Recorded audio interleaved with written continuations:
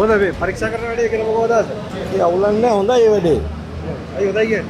දැන් කියන්නේ පැහැදිලි නේ ගමනක් යන්න උලන් අපිට මේ ඕන තරක බය නැතු ගිහලා පෙන්නන්න උලන් පොලේ තිනකොට අපිට පෙන්නන්න උලන් ඔය සෙලිබ්‍රේට් එක. ඩ්‍රයිවිං වලට ඇත්තටම මත්ද්‍රව්‍ය පාවිච්චි කරලා ඩ්‍රයිවිං කරන්න බෑනේ.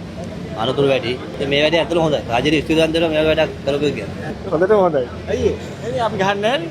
ගහන්නේ නැහනේ ගානේ මිනිස්සුන්ට හොඳ නෑ අපිට හොඳයි. ගහන්නේ නැහැ කියනකොට ගහන්නේ. ඔය ඉතින් ආවේ තියෙන જાති ඉස්සෝ ඔය තියෙන જાති. ඒකද අපිට හොඳයි ඉතින් අපි ගහන්නේ නැහැ. මේව කරන එක හොඳයි. ඉන්නවා නයිස් පාවිච්චි කරලා රට වාහන එළවනේ බස් එළවනේ ඒ වගේ අයට හොඳයි මේ. අනතුරු වැඩි එකෙන්නේ. බලන එක මොකද හොඳයිද? හොඳයි. අයි හොඳයි කිය. හොඳයි මේ වැඩි. වැඩි හොඳයි කියන්නේ හේතුව.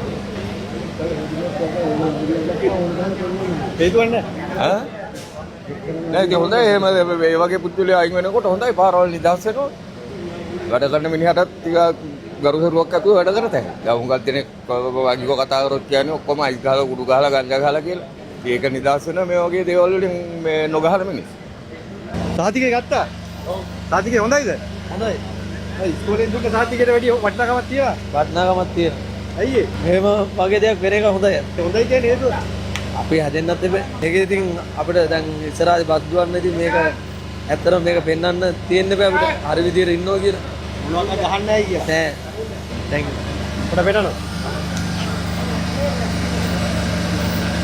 මාර්ගස්ත මගේ ප්‍රවාහන අධිකාරිය විදියට සංවිධානය කරපු 6 වෙනි අවස්ථාව බස් නැවතුම් පොරවල් වලට ගිහිල්ලා මේ බස් රථවල රියදුරු කොන්දොස්තර සේවක මහතුන්ගේ මත්ද්‍රව්‍ය පරීක්ෂාව සිදු කිරීම. ඉතින් මේකෙදී අපි ප්‍රවාහන අමාත්‍යාංශයේ ජාතික ප්‍රවාහන ආයතනය, ප්‍රවාහන වෛද්‍ය ආයතනය, ශ්‍රී ලංකා පොලිසිය සහ මාර්ගස්ත මගේ ප්‍රවාහන අධිකාරිය ඒකාබද්ධව තමයි මේ වැඩ පිළිවෙල ක්‍රියාත්මක කරන්නේ. මේක තුළින් පළවෙනි කාරණේ බලාපොරොත්තු වෙනවා නිවැරදිවම මේ මත්ද්‍රව්‍ය භාවිතා කරන පිරිස හඳුනා ගැනීම. ඒ වගේම දෙවෙනි කාරණේ තමයි අපි මේ මත්ද්‍රව්‍ය වලට යම්කිසි පිරිසක් පුරුදු වෙලා ඉන්නවා නම් ඔවුන් මේකෙන් ඉවත් කර ගැනීම. නමුත් දිගින් දිගටම ඔවුන්ට මේකෙන් ඉවත් වෙන්න බැරි නම් අපිට සිද්ධ වෙනවා ඔවුන්ගේ රැකියාව හිමි කිරීමකට දක්වා යන්න. ඒක තමයි අද දවසේ අපේ අරමුණ වෙන්නේ මේ මත්ද්‍රව්‍ය පරීක්ෂා කිරීමේ.